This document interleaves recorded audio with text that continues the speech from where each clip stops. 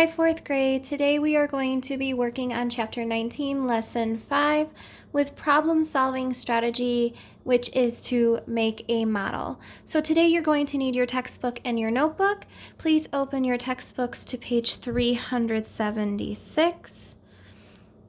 Your notes are open to a brand new page, and at the top you should have Chapter 19, Lesson 5, Make a Model. Make a model. As always, we begin with our quick review. Please write quick review in your notes. Okay, the directions for the quick review say to compare by writing a less than, greater than, or equal symbol for each little gray circle when we compare those fractions. So number 1, it says 3/5. Is that greater than, less than, or equal to 2/5? If you said greater than, you are correct. Number 2, 1/2, is that less than, greater than, or equal to 3/6? If you notice, 1/2 and 3/6 are equivalent fractions, which means that they are equal. Number 3, 3/10, is that greater than, less than, or equal to 3/8? If you said less than, you are correct. Number 4, is 1/2 greater than, less than, or equal to 7/8? If you said less than, you are correct. Now with number 5, we are going to compare three numbers, or three fractions. Fractions are numbers. We have 1/2, is that greater than, less than, or equal to 3/4? It would be less than, separated by a semicolon, and we have the rest of that number sentence, 3/4 is less than 7/8. Now, looking at our lesson, let's read where it says problem. Here's the problem to make a model. Problem: Sammy, Henry, and Jeb are gopher tortoises. They are training for a 1-yard race. In the first week, who ran the greatest distance? The least distance. So we need to look at our table to understand the questions and the information that is given to us. Okay? We have tortoise training. Here's their names. We have Sammy, Henry, and Jeb. Yards run first week. We have Sammy who ran 1/2 of a yard. We have Henry who ran 3/4 of the yard, and Jeb who ran 2/3. So here are some things that we need to understand. What are you asked to do? What information will you use? And is there information you will not use? If so, what? So I would like for you to write understand in your notes. First, we're going to write understand.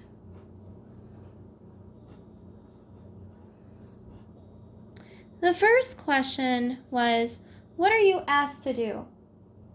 Okay, well, we need to reread those questions in that paragraph. In the first week, who ran the greatest distance? So we need to know who ran greatest distance. Now remember, this is in English. I'm not looking for complete sentences, just so that we have an understanding of the question being asked. So, who ran the greatest distance? And it's asking for two parts.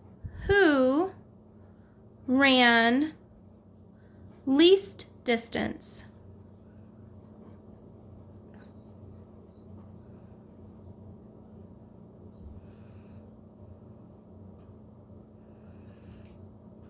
Next, we need to understand what information will we use. Okay? We need to know who ran a certain amount. So we have Sammy. Okay, this is the second part of the question. What information will we use? We have Sammy. Okay, and looking back at our table, how many yards did Sammy run? He ran half a yard. So let's add that into our notes. Sammy, half a yard. Looking back at our table, next we have Henry at 3/4. So Henry at 3/4 of a yard. And then next we have Jeb at 2/3. Jeb at 2/3 of a yard. Is there any information we will not use? If so, what? We are going to need all of the information. So to answer that, no, we need all the information that was given to us. So here's what we need to understand from the word problem. Who ran the greatest distance? Who ran the least distance? We have how many yards that Sammy, Henry, and Jeb had run, and there's no extra information. So now we have our plan. Please write plan in your notes. Okay, let's take a look back at our textbook. For plan, it says, what strategy can you use to solve the problem? Well, just like the main purpose of our lesson, to make a model. So to make a model, we are going to use a number line and locate and mark points to represent half, 3/4, and 2/3 of a yard, which is what each of these tortoises had run. So let's copy this number line into our notes. Here I started to make my line. I need to include my 0, and my 1 is at the other end. Okay? And all of these fractions are smaller than a whole, so they need to fit somewhere in here. Now I know the middle of 0 and 1 is half, so I'm going to put my half here. Now if I was to make this a number line of fourths, okay, so let's picture this as 4/4. This here in between 0 and half would be 1/4. And then in between 1/2 and 1, or 4/4, is 3/4. And an equivalent fraction would be 0, 1/4, 1/2. An equivalent fraction of half is your 2/4, then 3/4, and 4/4. But we also have to put our 3/4 and 2/3 on the line. So I already have my half. I already have my 3/4. Now I need to fit my 2/3. But where does that go? If I was to envision this number line now as 3/3, I would be splitting this into thirds. My 1/3 is a little bigger than my 1/4. But my 2/3 is a little smaller than my 3/4. So here is where my 2/3 would fit on my number line. Okay, so now for each one, Sammy is half, so this is Sammy. Henry was 3/4, and Jeb was 2/3. So here is my model of using a number line to locate and mark the points to represent each of those fraction parts onto a number line. Next, we are going to write solve. And take a look back at our textbook. Solve. How can you use the model to solve the problem? So when looking at the number line, just like in our notes, 3/4 is closer to 1, so it is the greatest fraction. So here's 1, and here is 3/4. 1/2 is closest to 0, so it is the least fraction. So Henry ran the greatest distance, and Sammy ran the shortest distance. Let's write that in our notes. So going back to our understand who ran the greatest distance, we have Henry ran greatest distance,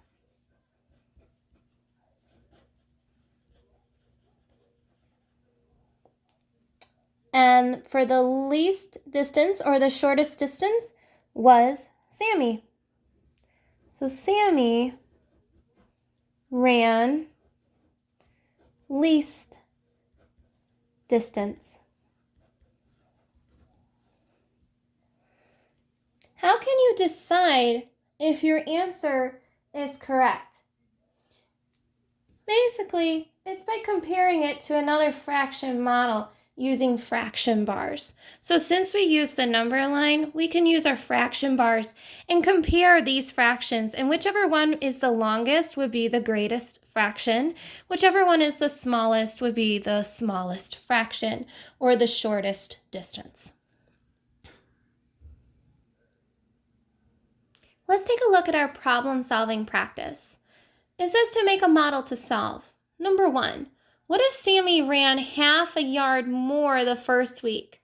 Would he have run more than Henry ran the first week? And explain. So let's take a look at that number line that we drew earlier. Here's our number line. It said, what if Sammy, now here's Sammy, ran half a yard more the first week?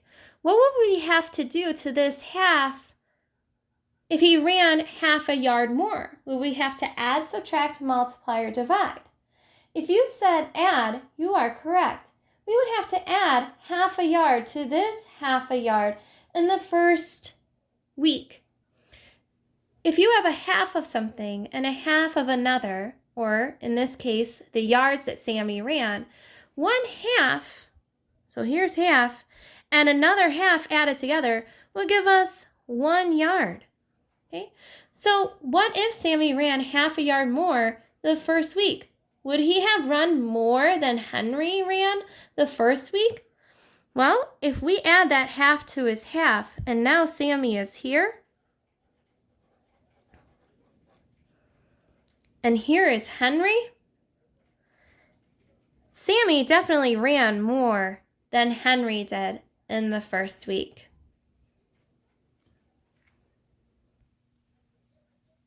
I had to turn my notes over to continue with our problem-solving practice.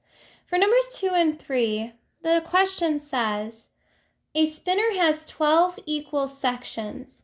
2 of the sections are blue, 3 sections are yellow, 2 sections are red, and 5 sections are green. Let's draw this spinner.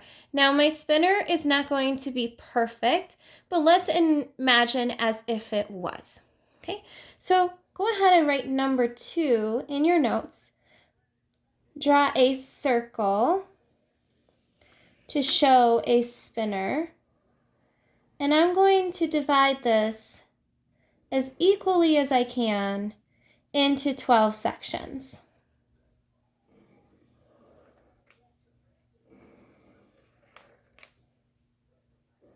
Now remember, it's not going to be perfect.